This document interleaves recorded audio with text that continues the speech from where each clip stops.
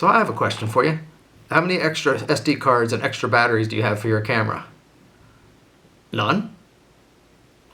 No, I hope not. I hope you have extras. So to answer that question, we got to it pretty quick, but let's talk about why you need more than one battery and more than one SD card.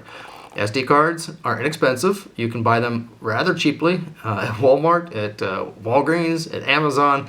I found a 3-pack on Amazon that worked out to be less than $10 per card, 32 gigs, fast cards. So no excuse for not having extra SD cards.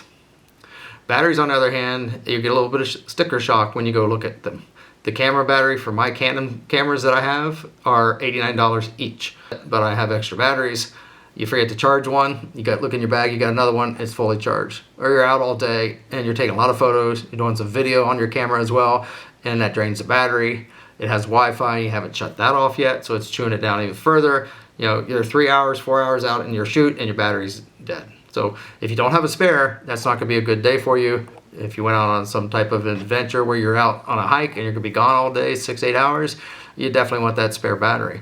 If you're enjoying this content, hit the subscribe and like. It helps the algorithm move me up to the top.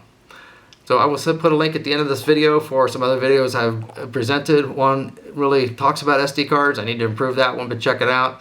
And I also have another video I just recorded last week, and that was how to recover files off an SD card if you accidentally delete them. So it's Doug Gabber, practicing photography, and I hope to see you next week.